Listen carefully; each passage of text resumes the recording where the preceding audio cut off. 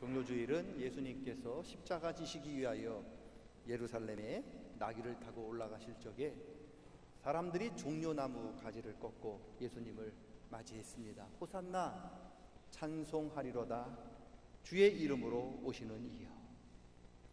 호산나 뜻은 우리를 구원해 주소서. 그렇게 부르짖고 기도하면서 예수님을 맞이한 그 날입니다. 성경을 보면은요, 다른 사람들이 경험해 보지 못한 아주 특별한 경험을 한 사람들 이야기가 종종 있습니다.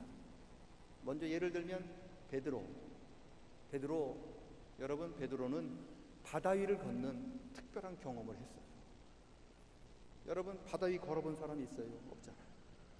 바다에서 수영해 본 사람 있고, 바다에서 요트를 타본 사람이 있고, 배 타는 사람은 있을지 몰라도 바다를 걸어본 사람은 베드로가 유일해요. 나사로, 죽어서 사흘 동안 무덤에 갇혀 있었던 사람이 다시 부활했어요. 누구도 경험해 보지 못한 경험이죠. 죽었다 살아난 사람 있나요? 없잖아요. 오늘 또 구레네 시몬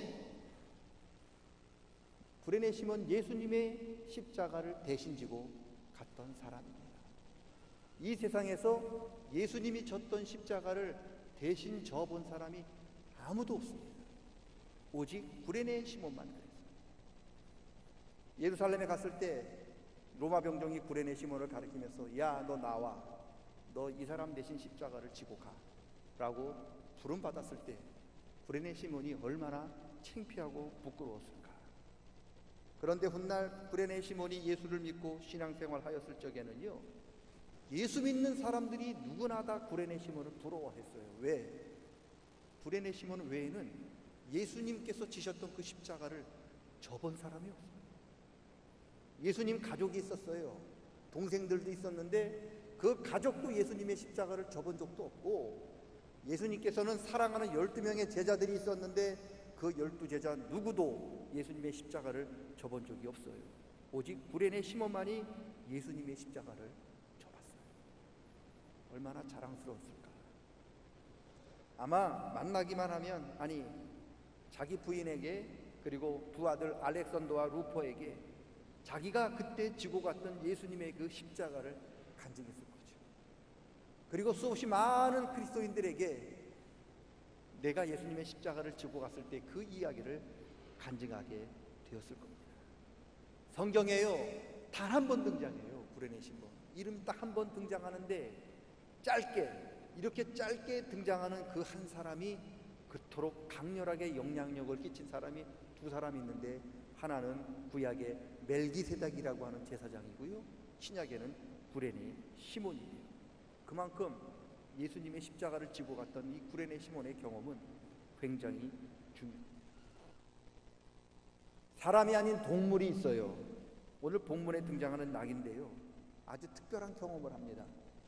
세상에 수없이 많은 동물이 있고 세상에 수없이 많은 나귀들이 있는데, 그런데 그 많은 동물 가운데, 그 많은 나귀 가운데 예수님을 태우고 예루살렘에 올라간 나귀는 오늘 본문에 등장하는 나귀가 유일합니다.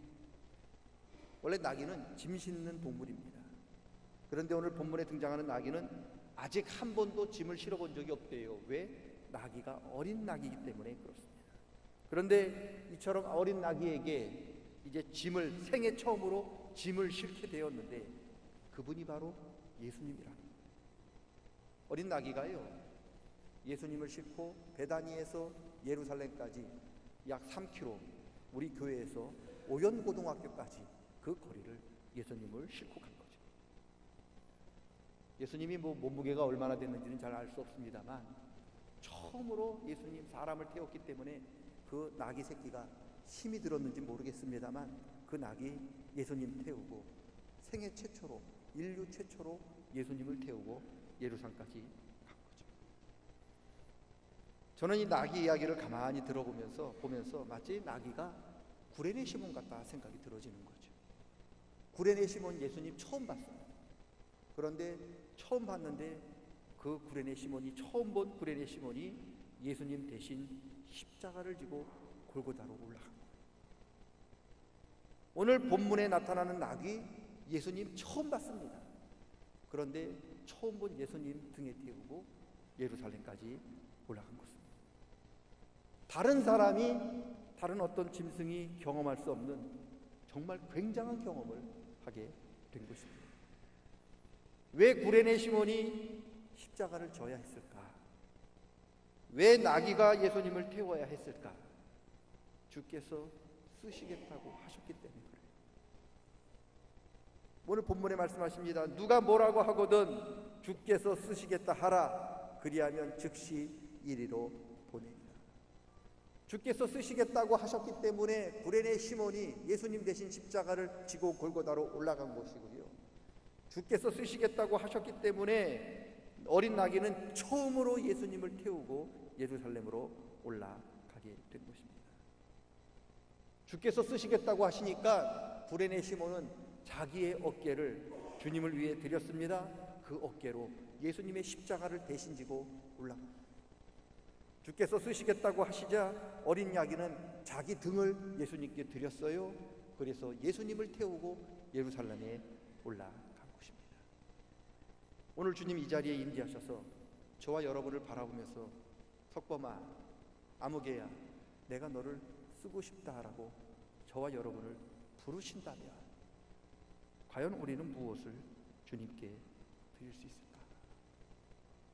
주님께서 우리에게 뭐가 필요하실까? 다른 사람 다 주님을 배반할지라도 나만은 절대로 주님 배반하지 않겠습니다라고 그렇게 화려하게 고백했던 베드로의 그 화려한 입술을 주님이 원하셨을까? 예수님께서 필요로 하는 것은요, 십자가 지기 위하여, 대신 지기 위하여 말없이 자기 어깨를 드린 바로 구레네 시몬의 어깨가 필요한 거예요. 예수님이 필요로 하는 것은요, 왕이나 장군을 태우기 위하여 화려하게 장식한 아주 큰 훌륭한 말의 등이 필요한 게 아닙니다. 주님 태우기 위해서 준비된 보잘것없고 작은 등이 필요한 겁니다. 주님께서 원하시는 것은 바로 어린 나귀의 등이셨어요.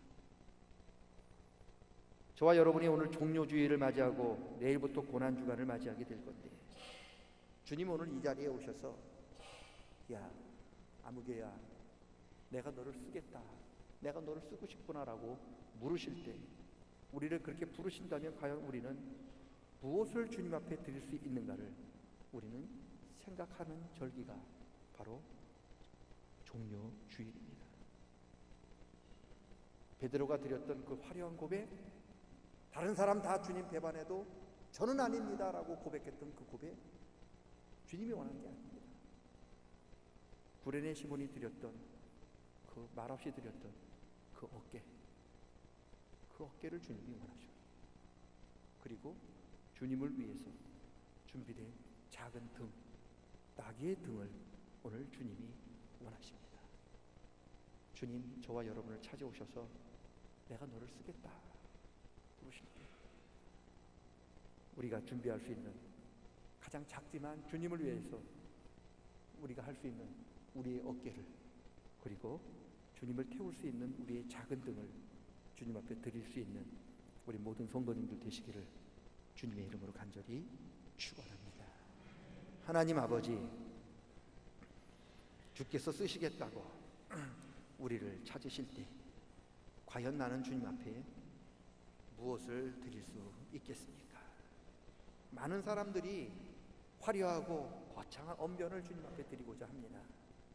주님, 그것보다는 구레네 시몬처럼 말없이 우리의 작은 어깨를 주님 앞에 드릴 수 있도록 도와 주시옵소서. 우리의 작은 등을 주님 앞에 드릴 수 있기를 원합니다. 주님 받아 주시옵소서. 종료주일 맞이하여 주님께서 쓰시겠다고 십자가 지기 위하여 예루살렘 올라가시는 그 주님께서 나를 쓰시고 싶다고 부르실 때, 하나님 우리의 가장 작지만 가장 준비되고 귀한 것들을 주님 앞에 드릴 수 있는 우리 모두가 되기를 원합니다. 받아 주시옵소서. 예수님의 이름 받들어 기도드리옵나이다. 아멘.